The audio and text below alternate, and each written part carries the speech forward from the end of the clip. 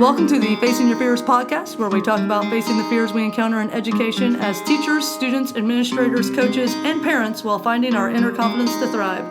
I'm your host, Amanda Alford, and my guest today is Ryan Jesop.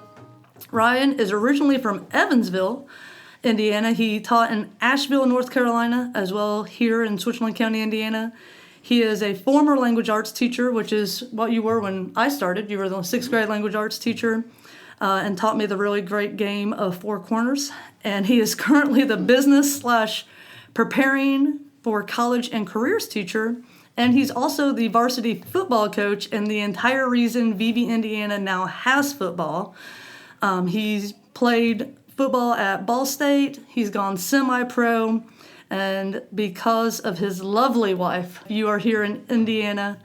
And like I said, you are the reason we have varsity football. Like, you are the person that started the whole program. Well, it takes a village. So there were a lot of people that had a hand in it, from Little League people that had the idea and stuff before, and to, getting it started at the YMCA with flag football and stuff that we did there. So it's not completely me. It's just I did a lot of work, but there were a lot of other people behind the scenes that did a lot of work as well.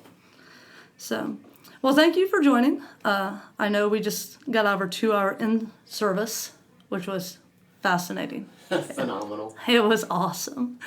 As always, I start with kind of my whiteboard messages. For those of you who don't know, the whiteboard message is when I write a question up on the board, and it's to get the students engaged, try to build that relationship, make the connection. And as I always joke, my co-teacher, Amanda, she's the language arts teacher. She asks the really good, insightful quotes. And then there's me, who asks questions like, what's your favorite type of taco? So I like to ask those questions a little bit better. But I got the idea from Brittany Root. She is a 5th grade teacher in Illinois, and you can follow her on Instagram at Miss Fifth.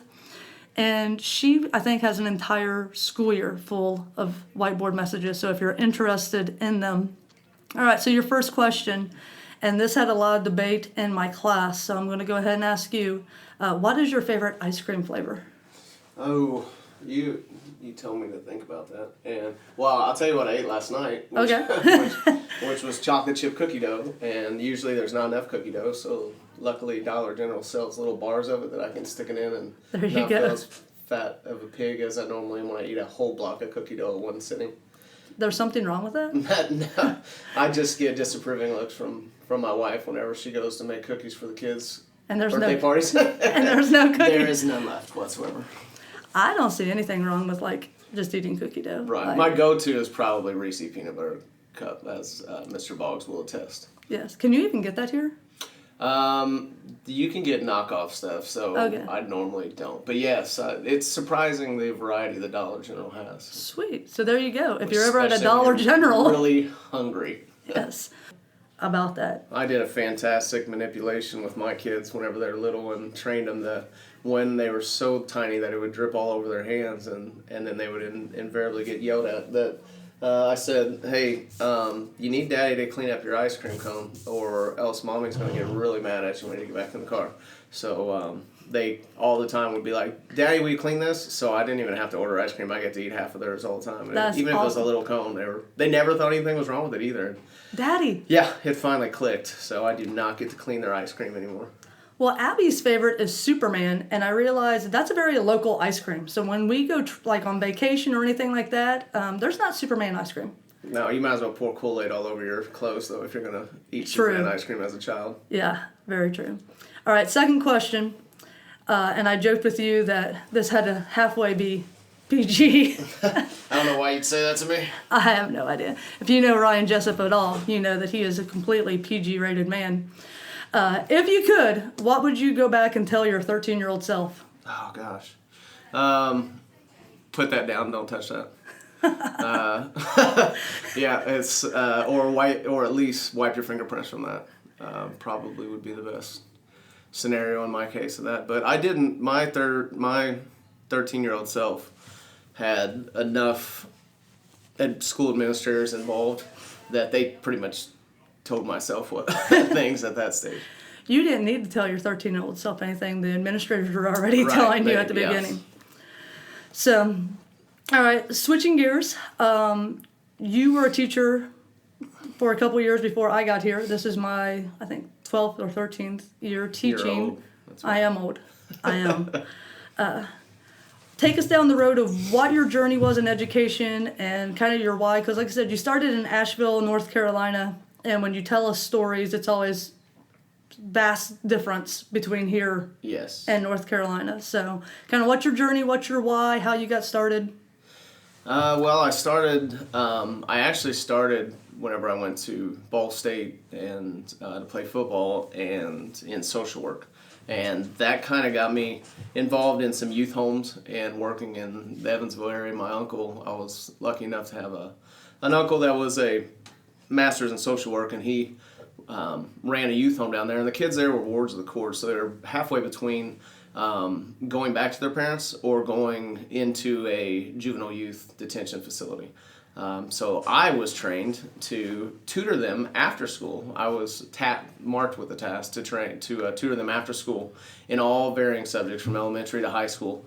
And they were sitting there, at a time where they were made to come down to the cafeteria area and meet with me. And then they also, during the summertime, I was lucky enough to also get the job of teaching them summer school. So they were equally stoked about coming to summer school, on top of the fact that they were away from their families and they were kind of in a holding pattern, in a purgatory of sorts, to determine where they're going to go. And they, that was an eye-opening experience to me, because that was my first time being from the west side of Evansville, which is very similar to probably Madison in size and everything. Mm-hmm. It's everybody knows everybody, but you can still go into stores and they know your family, but they're not going to necessarily know you.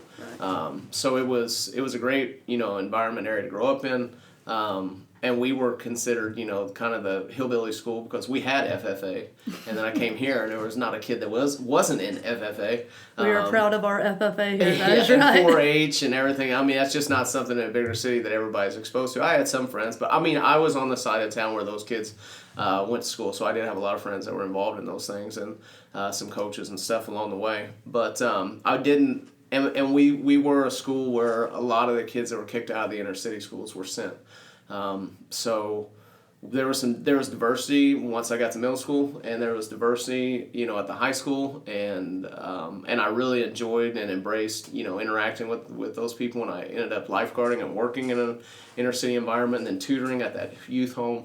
And then from that, and I mean, really all of my experience, they always say, take your volunteer experience, take all of your education experience, whatever you can do to get some type of work experience, like I teach in my class. If you want to be a vet, then volunteer at an animal shelter or work mm-hmm. at whatever. So I knew right away I wanted to work with low-income kids, and I really enjoyed learning about, a different culture that was just on the other side of town. And, we've joked about that because I, ran a pool and lifeguard in an area that you were student teaching in. And, yeah, I student taught right at the school across from the street right. at that pool. Yeah, and there's drive-by. I mean, I was, I'm talking about lifeguarding in an area where I was shot at twice, mm-hmm. On drive-by shootings, and I had students who wouldn't come to school because they had to watch their younger siblings because their older siblings or their guardians or whoever were in the drive-by, or were leading the drive-by, or were in those situations. And that is eye-opening. Like, if you're not used to that environment, right. but that helps it was fascinating, build you. And I really had no clue how dangerous of a situation area I was in, because I was just numb to, and naive, as most younger people are, that, that stuff's not going to happen to me. You're invincible. Right. But I could tell the difference in where I grew up from where the kids grew up, from when the bullets went flying and all the kids dove in the pool or hit the deck, and I was standing looking around, and like, what, was that real? It's like, nobody messes like that down here. That's not not a cap gun. That's true. And so it was, it was a very eye-opening experience, but I wanted more of that experience. I saw what an impact, just being able to be around the kids that I was able to make, and by going to whenever I started looking for positions, I looked and applied in Asheville, North Carolina, just because I love the mountains. I love that, that whole environment and outdoorsy stuff. And I'm a kayaker and a lot of different things I like to do, and climbing in the past and different things. So I really enjoyed all of those things. And on top of it, there was a real need to raise the minority achievement gap that they had. So they, immediately, I'm an elementary education major. So actually spent about, and a guy. Yes, and a male willing to coach. I was the golden ticket in that time period, in the late 90s. So it was very appealing to go down there, and I interviewed.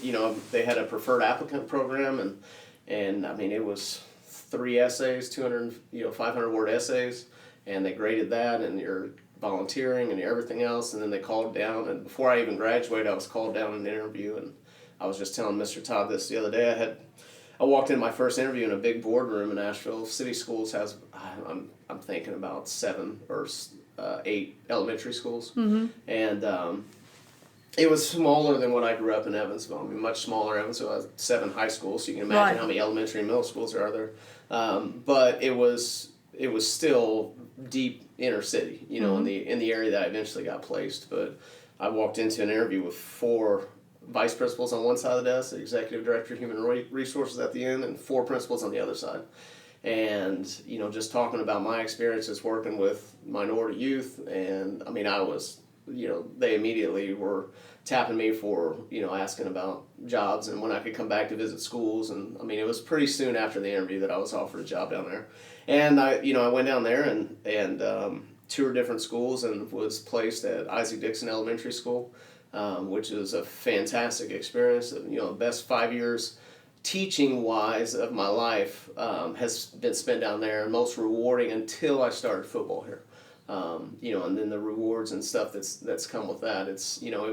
I didn't realize what I had when I was down there with working in the inner city, but we were literally 100 yards away from the projects, and I told people multiple times I've gone in to make copies, or here, I walk in, I just stick the fob up against the door, and I come in at any time and come and go, wherever I want. And down there on a Sunday, I went in and didn't understand how to turn the alarm off, thought I did, and had a police officer meet me with a canine dog at the door of the copy machine, and I literally had to use the teachers' mailboxes as my identification because they didn't bring any wallet or anything else. So that's me right there. Ryan Jesop goes, "You're lucky. We usually just let the dog loose and they find who's in here."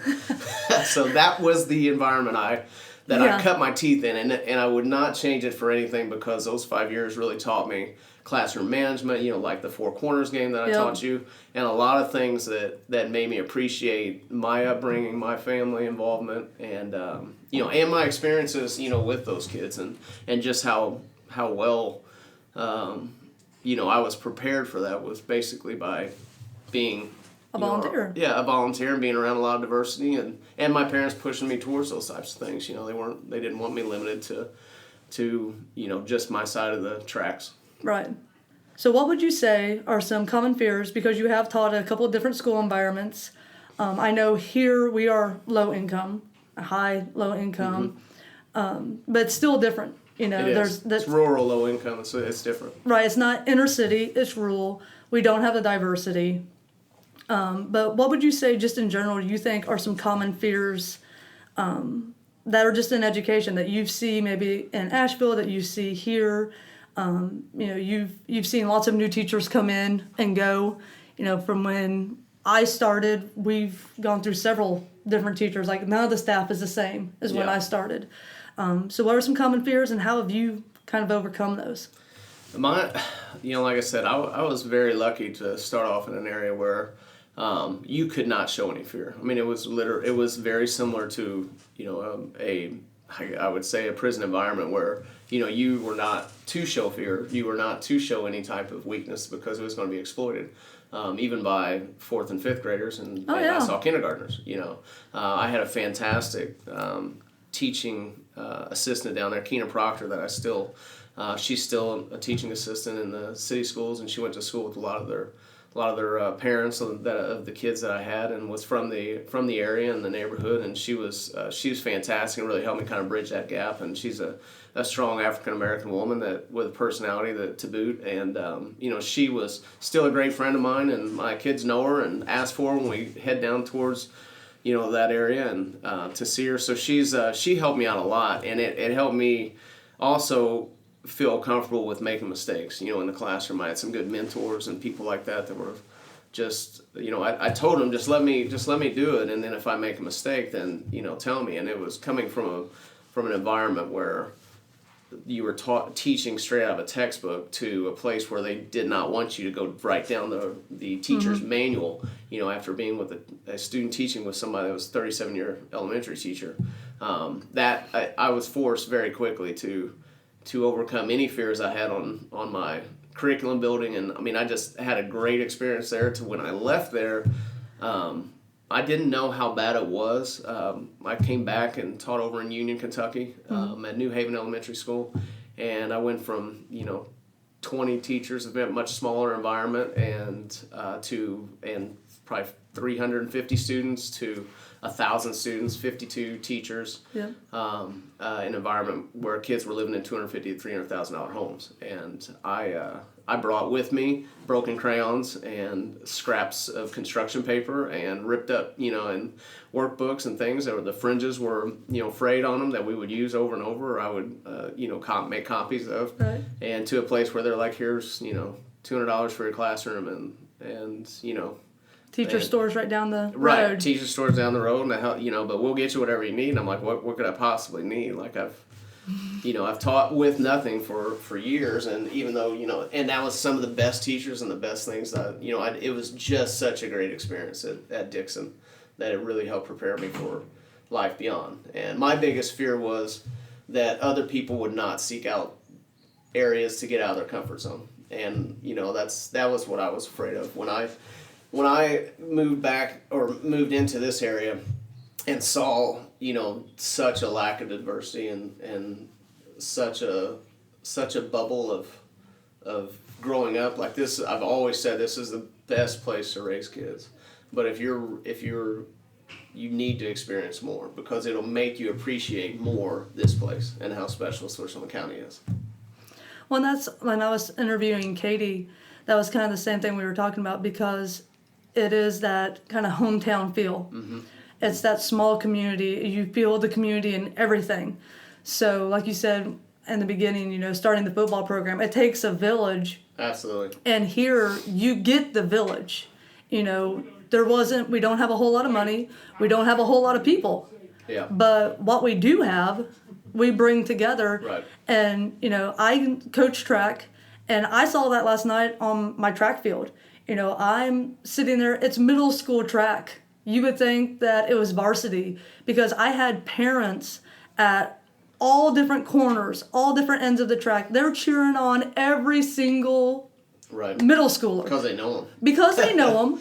And could possibly be related to them. There's a good possibility that they're related. But also just because it's the whole school environment. Yeah.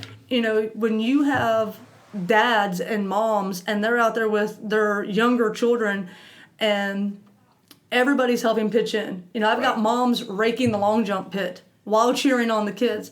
I've got parents standing out, shouting out times to the kids as they're running, and just trying to get that whole community. My son's marking shot put. Yeah, your son. He's working the measuring tape at 8 years old. That's right. The shot put pit. So yeah, and it's. And we let them because we all know them. The whole it takes a village type thing. It's so right on with all those people, and that's how football got started, and that's what's so great about living here. And what's really hilarious is when I've had family members come and visit for games and things like that, and they're they want to come up and see it. Their comparison is just it's hilarious. I was walking home from the Ogle house after a night with my uncle and some of my friends and mom and dad that were staying there. They wanted to stay right across. Well, they'd had a pool, and it was an August game. One of our first football seasons, and they're like, "Are you sure you should walk like down the sidewalk?" I go, "Guys, I may pass one car." And if they The only thing I'm worried about is that if I don't wave my hand and wave to them, if I don't raise my hand and wave, they'll be offended. Like, yeah, were you mad at me? Or is it like I still get people that say stuff to me? It's like I'm from a bigger city where I don't know everybody that drives by me, so it's not in my mind to raise my hand and wave. But I was like, there is no fear of me walking home tonight. I've got a better chance of being hit by a deer as I'm walking home than being in danger. So of all the fears you face, walking through town at night is not one of them. Is not one of them. Now, when it comes to the fears and things for what I have as far as with education, what I honestly fear is that not enough people that it's not being respected enough, and that the teacher shortage is real, and that we've lost a lot of people. You said it earlier. None of the people that we were with are still here, and there's a reason. There's always going to be people that think there's greener grass somewhere else, and I disagree. I really like Switzerland County, and I think it's a great place to teach. But the profession in itself, a lot of those people left the profession, and I'm fearful that legislators and people are just not taking how serious that comes. If you cannot underestimate the power of people being involved in young people's lives, if you want drugs and violence and all the teenage pregnancy and all these things that people constantly complain about, our communities and the youth of today and this and that. It's like, if you're not proactive and have some preventative measures in place, this stuff only gets worse. And the way you do that is by respecting the people that have, a lot of input and spend a lot of time with these people. I saw a great thing the other day. If you want to binge watch something, I believe Officer Pritchard had a picture that said, binge watch your kids. We only have them 6 hours of the day. Get off Netflix and YouTube and watch your kid instead of Facebook. Yeah, and that doesn't really go for me because I'm still going to binge watch Netflix and those types of things. But I do, and that's my biggest fear, honestly, with education is that that not enough people are going to be drawn to this, and that there's the teacher shortage is real, and a lot of people are moving on to bigger and better things because they're just not. You almost can't have two people in your house in education. I mean, one person has to have the air quotes real job, right? that covers benefits and things like that, and that's just sad for the kids because it's really, really starting to hit home and cause problems. It is, and like you were just talking, your aide in Asheville, what helped you was that she was from that area. She knew the people, the connection was already there, the relationship was already there, and that's what Katie and I were talking about in our previous episode. Was the thing that really helps is that a lot of the staff, I think over 50% of the staff here is from here. Mm-hmm. And so they can build those connections. They can say, I know what it's like to grow up in a rural, low-income community. I know what it's like to have one stoplight in the whole county and grow up and try to find things to do and, the activities. And the kids connect to that. Yeah. When the kids know that you know their mom and you know their grandpa and you can tell stories, that's a connection and a relationship that can't be built, if you're not from here. Right. And I want my kid to have that. My kid's sitting in a first grade class that I had first grade in. Yeah. I was like, I enjoy being able to tell her, Mommy was in this class too. Yeah, and I was lucky enough to come in with some connections with that, just by a quirky coincidence that my last name sounds the exact same as Gary Jesop's, who was the business teacher. So the kids kind of look at me like, how old are you? Like, my mom and dad did you teach them too? Like, they said, oh yeah, they had Mr. Jesop too. And I was like, business. Yeah. So business teacher. I'd happen to sit in the same chair, and and I tell so I've made a lot of connections. But over 14 years, it only took 4 years to know everybody and for everybody to know you, and but 14 years is being here now is I can't go anywhere without waving and talking to people, and I enjoy that because at the same time, one of those things of my parents and everybody worried about coming from a bigger area is do you know where Ashland and Easton are? My kids, and I'm like, yeah, they're in the crowd with our family. And right. The family is the crowd. and that's our community. Like, when I bring Abby, she goes to a track meet, I'm coaching. I'm okay not knowing where she is 100% of the time because the whole community is there watching a track meet, and they all know who she is. And I don't have to worry about watching her. I know she's safe because, like you said, the whole family is there because the whole community is there, and everybody's watching her. Yeah. Everybody, the students are watching her. You know, our parents are watching her. And when I say parents, our students' parents. Right. Our staff is watching her. And that's great because she's literally being raised by the village. Yeah. You know, the whole saying, it takes a village, and we have that. Yes. And that was my fear of, with students, and it just felt like something was missing whenever we were sitting out on First Fridays. And, you know, I came from a community on the west side of Evansville with Wrights High School that had, you know, we had 19,000 people at our semi-state game. You know, but it averaged probably close to 7,000 to 10,000 people every game for a high school football game. There are some people here that have never even been to a football game. We don't even have 7,000 to 10,000 people in the county. Yeah, exactly. And so I can't, you know, I remember sitting and talking to some of the people, and I was like, man, I can't even believe that, you know, it's like that smell, those leaves crushed, that cut grass, that crispness in the, you know, starting up on that September night or whatever. I was like, it's like everybody's going home. Like it's time to go to the football game, guys. Right. You know, and that was missing. So, and that, you know. But now we have that. Yes. Friday night, we finally understand the whole Kenny Chesney song, the Boys of Fall. Like, we understand because on Friday night, you come to the football. Right. And the whole community picked up.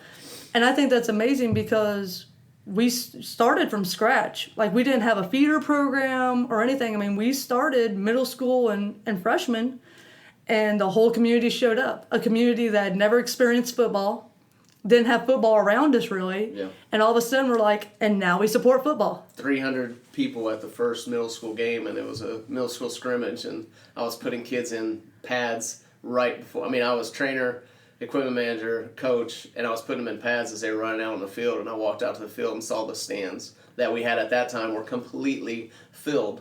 And I looked at the boys basketball coach, and I was like, what are you doing here? It's just a middle school football scrimmage, you know, like there shouldn't be. He's like, I want to see football in Switzerland County. It's football. It was like a historic thing for us, and it just keeps building. Yep. That's what we're trying. So what advice can you share for anybody listening who's kind of got the same fears, kind of the, you know, what you talked about, like education, because that is a huge fear. If you read anything in the newspapers, I mean, Indy Star, anywhere, USA Today, there's always the strikes, which is probably very legitimate of why, you know, what those teachers are going on in those states, Kentucky, West Virginia, Oklahoma, you know, mm-hmm. And then the shortage, Colorado, California just recently, and the shortage. I mean, the shortage has dropped tremendously in colleges of how many people want to be in education to begin with, and then the turnover rate. Yeah. I mean, people are staying longer as the DirecTV guy than they are a teacher right now. Yeah, and that, you know, that's the thing. It's, you have to make salaries and things comparable to cost of living, to benefits, to everything, you know. And it's, you know, you work, anybody that says that you only work 6 months out of the year, or you only, you know, that you have summers off or this or that, you know, if you're truly involved and invested in the community, then you don't have any time off because you're coaching extracurriculars. I mean, you yourself know, I mean, my football season starts June 1st, and I don't... School ends May 25th? May 25th, right. And it's, you know, and it's a nonstop grind. And a lot of that's done for stipends, you know. I mean, I'm lucky enough that when I came here, I'd already had 5 or 6 years of teaching and then build onto that, you know, some gradual step increases, but that's now stopped, and there's no way that you're going to keep young people in education if, you know, you're 100%. We have to do something to try and retain top talent, or else top talent's going to go to professions and industries that, you know, that pay top talent. And I can't, as a preparing for college and careers teacher, it's very hard for me not to push kids that want to go to education, but I'm telling you, the word gets out on its own. Mm-hmm. And when I first started the job shadowing program that we're now in our 10th year, believe it or not, when we started the job shadowing program here, I had probably 10 to 12 kids every single year that wanted to be teachers. And I would encourage them not to go to middle school because obviously they can see that every day and give me some specialized high school or elementary kids.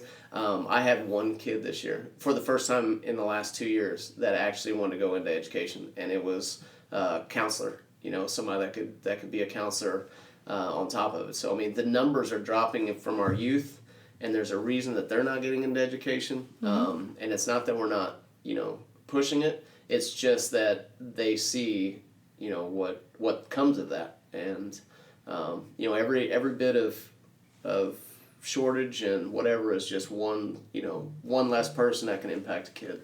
Well, and you don't even have to be in a teaching family or in the school. You can easily see on the news. I mean, these kids are constantly connected to their devices. They can easily read, why are all these teachers striking? Why does it talk about teacher shortage? I mean, it's in the news so much, and people are talking about it even here. Right. So kids are sitting there going, well, maybe I shouldn't be a teacher. Yeah. I mean, look why it's in the news. So. Yeah, and that's not. I mean, and that it's neither here nor there on the striking and stuff. It's like you're not gonna have teachers necessarily walk out on kids. I mean, they just because the human nature side of our profession is, there are a lot of kind-hearted people here that would not do that to their students, and I think that's been taken advantage of. But and it's reality. It's where we're at as a society. But don't be a person that sits and complains about what you see on the streets and the way the kids are behaving. And nothing from my time in North Carolina to my time here. And working with students, especially with inner city students and some low income students that we have, nothing surprises me when I see TV news. Nothing on the news. And if something surprises you on the news, you need to get more involved in volunteering in your community. Exactly. And that's why I have parents say, you wouldn't believe what... Yeah, I would. Yeah. I was like, when they start your sentence with, you wouldn't believe, yeah, I would. Especially if it comes to somebody in the school. You wouldn't believe what they said. You wouldn't believe what they do. You wouldn't believe what I saw. Yeah, I do. And if you're not seeing it and you're having a hard time believing it, you need to take the blinders off because it's very real and we see it every day. Absolutely. So. Well, thank you, Ryan, for joining me today. And thank you all for listening to the Facing Your Fear podcast. If you like my show and want to know more, please follow me on Twitter. My handle is @Alford_science. You can find all my podcasts on iTunes, Google Play, Spotify, YouTube, and all the podcast apps. Please leave me a review and make sure to subscribe. Join me next Sunday for the newest episode of Facing Your Fears. And as the great Red Green always says, I'm pulling for you. We're all in this together. See you next week.